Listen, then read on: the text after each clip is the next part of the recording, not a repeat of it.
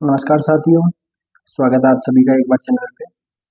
ये वीडियो आप पूरा देखना और आराम से देखना। अगर किसी को अच्छे से आता है ये वाला टॉपिक तो आप स्किप कर सकते हो। आज हम देखने जा रहे हैं राजस्थान का अफवाह तंत्र। तो हम सबसे पहले देख लेते हैं अफवाह तंत्र होता क्या है। बेसिकली अफवाह तंत्र हम उस चीज को बोलते हैं जहाँ पर नदियां अपने मार्ग में फ्लो करती है और उसके साथ में उसकी जो ट्रिब्यूनल्स होती है वो भी साथ साथ में उसके फ्लो करती है। यानी नदी और सहायक नदी के द्वारा जो भाग मिलकर बनाया जा रहा है ना, जहाँ से होकर वह बह रही है, वो उसका अफवाह तंत्र कहलाता है। अब राजस्थान में जो नदियां हैं वो तीन प्रकार का अफवाह तंत्र बनाती है। एक अफवाह तंत्र तो ऐसा होता है जो अरब सागर में जाता है, यानी कि कच्छ की खाड़ी में या फिर खंबात की खाड़ी में जाते हुए अरब सागर में जाके मिल जाएगी। दूसरी नदियां ऐसी होती है जो बंगाल की खाड़ी में जाती है, और कुछ नदियां ऐसी होती है जो अंतःस्थलीय मतलब यहीं पे रह जाती है, राजस्थान के अंदर ही रह जाती है या फिर भारत के बाहर नहीं जाती है। तो अरब सागर का अफवाह तंत्र राजस्थान का कितना प्रतिशत है? 17% है। और बंगाल की खाड़ी का 23% है और अंतःस्थलीय है 60%। अब इसमें कुछ टॉपिक्स है, जैसे कि भारत का जो सतही जल है या नदियों का जल है उसका कितना प्रतिशत राजस्थान में पाया जाता है, कि जो टोटल नदी वाला जल है जो पीने लायक जल है उसका भारत राजस्थान में कितने प्रतिशत है? तो वो है 1.16%, यानी कि ज्यादा नहीं है। दूसरा, सर्वाधिक अंतःस्थलीय अफवाह तंत्र किसमें मिलता है अपने राजस्थान में? वो मिलता है थार डेजर्ट में। थार मरुस्थल में सबसे ज्यादा अंतःस्थलीय नदियां पाई जाती है राजस्थान की। अब हम देखने वाले हैं सबसे पहले अंतःस्थलीय तंत्र, अफवाह तंत्र। उसमें सबसे पहले घग्गर नदी। घग्गर नदी के आप देखते हैं कि ये कहाँ कहाँ फ्लो करती है, इसका उपनाम क्या है, इसकी लेंथ क्या है। तो इसके उपनाम है एक तो सरस्वती, यानी कि इस सरस्वती नदी की खोज किसने करी थी? सीएल ओल्डहम ने करी थी 1893 में। और उन्होंने ही बताया था कि जो वर्तमान में राजस्थान में घग्गर नदी बह रही है ना, वो सरस्वती नदी का ही अवशेष है। सरस्वती नदी कब की है? वेदिकालीन है, वेदिक एरा की है। और इसको बोलते हैं नट सोतर और दृश्यवती। अब नट सोतर और दृश्यवती कहाँ कहाँ बोलते हैं? इसको हनुमानगढ़ में बोलते हैं। और इसको मृत नदी कहाँ पर बोला जाता है? श्री गंगानगर में बोला जाता है। ये अपने राजस्थान के संदर्भ में चारों नाम। और इसको वेदिकालीन में एक बार ब्रह्मवर्त नदी भी बोलते हैं। अगर कहीं पे ब्रह्मवर्त लिखा आ जाए तो समझ जाना इसी नदी के लिए वो वर्ड यूज हुआ है। उसके बाद में इसकी लेंथ कितनी है? इसकी टोटल लेंथ तो 490 के आसपास है, लेकिन राजस्थान में अपने को ध्यान रखनी है क्योंकि राजस्थान के लिए पढ़ रहे हैं। तो राजस्थान में इसकी लेंथ है 120 किलोमीटर। अब हम इस नदी का क्या देख लेते हैं, फ्लो डायग्राम देख लेते हैं कि ये कहाँ कहाँ से बह रही है। अब ये देख लो ऐसे बह रही है।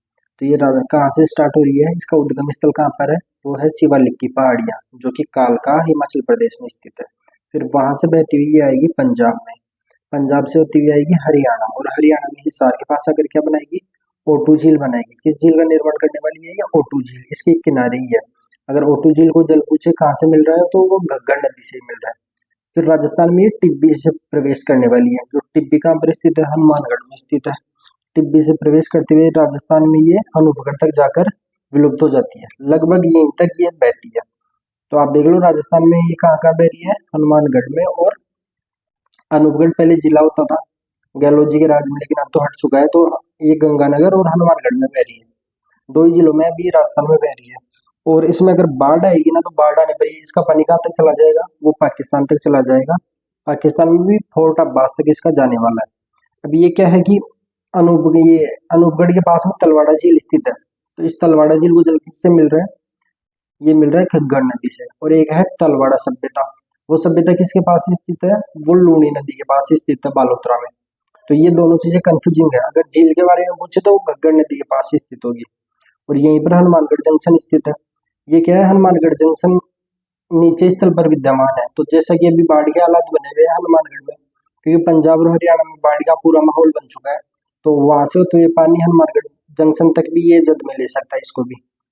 और इसके क्या है, अब इसके जो भाग है ना, इसका भाव क्षेत्र, इसको अलग अलग नामों से जाना जाता है। राजस्थान में तो घग्गर नदी के भाव क्षेत्र को बोलते हैं नाली या पाट, और पाकिस्तान में इसी भाव क्षेत्र को बोल देते हैं हम हकरा। और जो ये मैदान बना रही है ना राजस्थान के अंदर, उनको बोलते हैं बग्गी का मैदान। अब अपने को ये पता होना चाहिए कि इसके किनारे कौन कौन से स्थल स्थित है। तो सबसे पहले इसके किनारे राजस्थान की तीन सभ्यता स्थित है मेजर, कालीबंगा, पीलीबंगा और रंगमहल।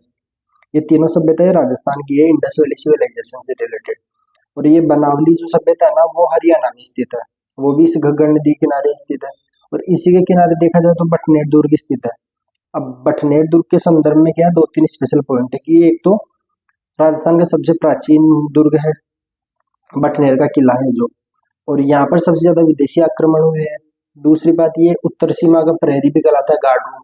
अगर राजस्थान में कोई भी उत्तर से प्रवेश करेगा तो सबसे पहले उसको बठनेर दुर्ग ही मिलेगा, सबसे पहले यहाँ से जंग जीतेगा तभी राजस्थान में उत्तर से आगे बढ़ पाएगा। अब इसमें क्या है कि एक सेम वाली समस्या आती है, सेम समस्या वो कौन सी जगह पर स्थित है, राजस्थान में क्या है, जो इंदिरा गांधी नहर परियोजना है ना, वो इसको बड़ा पुल नामक स्थान पर हनुमानगढ़ में इसको काटती है, प्रतिच्छेद करती है घग्गर नदी को। फिर ये जहाँ पर काटती है ना, वहां पर क्या हो जाता है कि लवणीय पानी बहुत ज्यादा होएगा, तो उससे क्या है, दलदली भाग बन जाएगा, लवणीय भाग बन जाएगा, उससे भूमि धीरे धीरे अनुपजाऊ हो जाएगी। तो उसी को बोलते हैं सेम समस्या, तो ये कोई नई चीज नहीं है। ये बड़ा पुल हनुमानगढ़ पे देखने को मिलती है क्योंकि यहीं पर इंदिरा गांधी नहर इसको काटने वाली है। और इस सेम समस्या के समाधान के लिए सरकार क्या कर रही है, भारतीय सरकार ने क्या किया है, यूकेलिप्टस के पेड़ लगाए हैं। इसी को बोला जाता है, मतलब कि जो सफेदा वाला पेड़ है ना, इसी को यूकेलिप्टस के पेड़ बोला जाता है। ये इंडो डच योजना के हिसाब से लगा रही है गवर्नमेंट। अब इससे रिलेटेड एक प्रश्न और बनता है कि प्रोजेक्ट सरस्वती क्या है। तो प्रोजेक्ट सरस्वती बोले ना तो वो घग्गर नदी से रिलेटेड ही है, जो 2016 के अंदर इसकी रिपोर्ट दी थी सरकार को। और रिपोर्ट किसने दी थी, केसी वाल्दिया ने दी थी। केसी वाल्दिया के नेतृत्व में चला था प्रोजेक्ट सरस्वती, और इसका ओएनजीसी के द्वारा चलाया जा रहा था, इंडियन ऑयल, एक दो आईएनजीसी और एक ओएनसी के द्वारा चलाया जा रहा था। ये यहाँ पर हो जाता है अपना ये घग्गर नदी वाला पार्ट कंप्लीट। हम कल देखने वाले हैं और दूसरी नदियाँ। वीडियो को आराम से देखें, लाइक करें। धन्यवाद।